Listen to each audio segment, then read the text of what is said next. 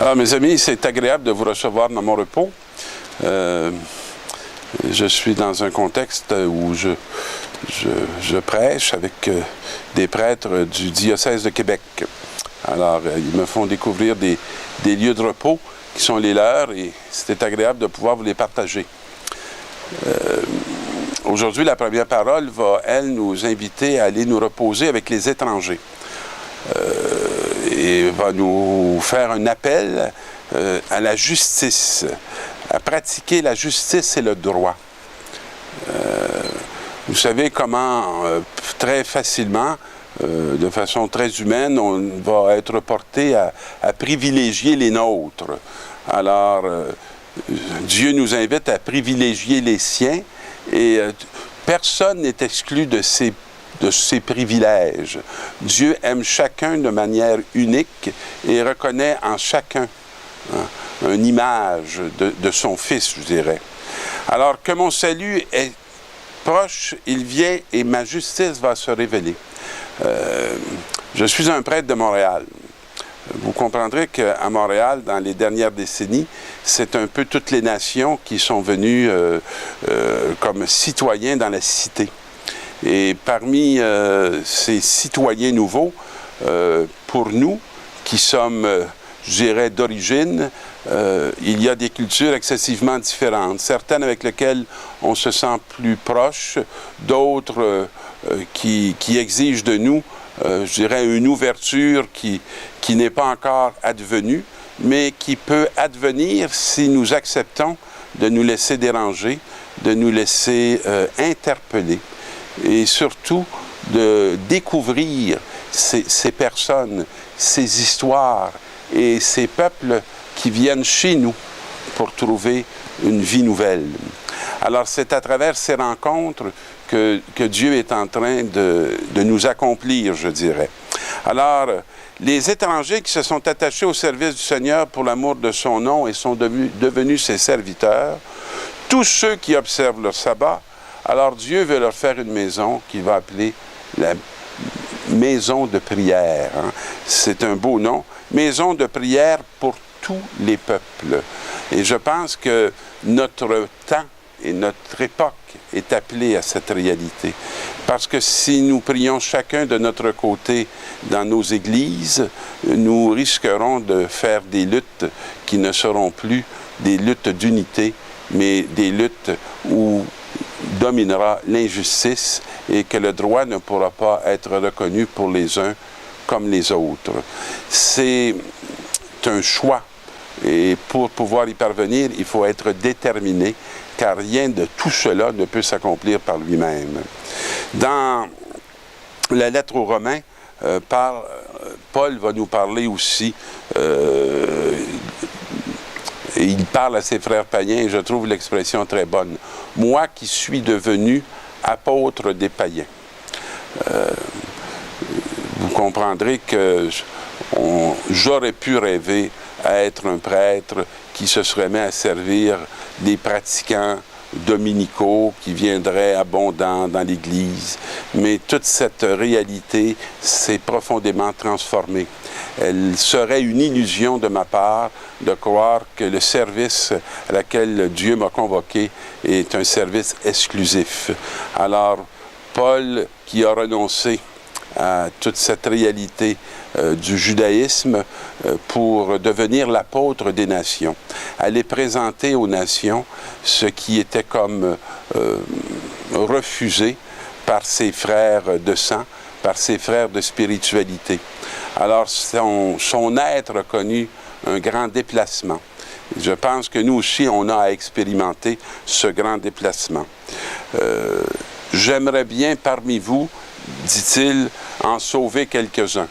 Ce qui serait ma gloire, ce qui serait ma joie pour tous ces renoncements, dans le fond, que j'ai faits. Si en effet le monde a été réconcilié avec Dieu quand ils ont été mis à l'écart, qu'arrivera-t-il quand ils seront réintégrés?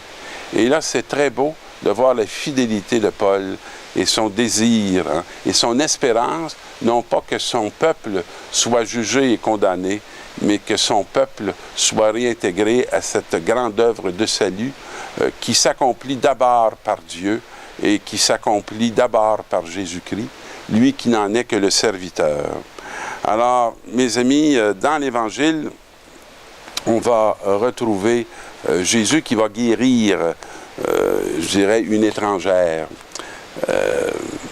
Peut-être qu'on aurait le désir de guérir d'abord nos semblables et nos proches. Et Jésus est justement dans une région où se trouvent beaucoup d'étrangers, Tyr et Sidon. Alors, des pays qui nous interpellent grandement encore aujourd'hui, des pays qui, souvent, dont j'entends la crainte. Lorsqu'on m'en parle, j'entends beaucoup de crainte. J'habite une région de Montréal qui s'appelle le Petit Maghreb. Je suis évidemment pas proche de Tyr et de Sidon, mais dans la mentalité ou dans l'expérience religieuse qui est l'islam, ce sont des réalités qui se ressemblent. Et il y a une de ces femmes qui vient le voir et qui lui dit « Aie pitié de moi, Seigneur, fils de David, ma fille est tourmentée par un démon. » Une expression qu'on ne serait peut-être pas porté à prendre à notre époque, que je pourrais traduire simplement par ma fille est tourmentée par de grands malaises, par de grands mal. Mais l'expression démon peut exprimer une réalité assez concrète. Ma fille est divisée en elle-même. Ma fille n'est pas elle-même. Il y a quelque chose qui l'habite, qui la tourmente. Alors, aie pitié de moi, parce que mes limites sont atteintes, parce que je ne sais plus quoi faire, parce que personne ne sait quoi faire avec ma fille. Et Jésus ne lui répond pas. Et c'est intéressant de voir les disciples s'approcher pour lui demander « Donne-lui satisfaction, car elle nous poursuit de ses cris. » Alors, c'est pas beaucoup par amour pour cette femme que les disciples veulent que Jésus lui donne satisfaction, c'est parce que ses cris les dérangent. Ils voudraient avoir la paix. Ils voudraient être affranchis. C'est comme si leur démon devient cette femme qui vient les diviser en eux-mêmes. Et Jésus répond, « Je n'ai été envoyé qu'aux brebis perdues d'Israël. » Alors, mes amis, mais elle vint, elle, se prosterner devant lui. Et le geste de prosternation n'est pas un geste de domination, mais c'est un geste de reconnaissance. C'est de savoir que celui qui est devant toi est plus grand que toi. Et elle dit, « Seigneur, viens à mon secours. » Et lui de dire, « Il n'est pas bien de prendre le pain des enfants pour le donner aux petits chiens, mais elle de lui répondre, « Les petits chiens mangent les miettes qui tombent de la table de leur maître. » Alors, sa reconnaissance, elle est profondément vraie. Et Jésus entend très bien cette femme qui va le faire bouger. Et c'est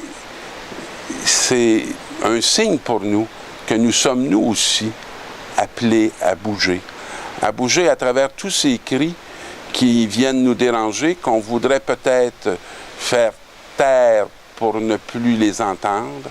Alors Jésus va reconnaître ce qu'il y a dans cette femme.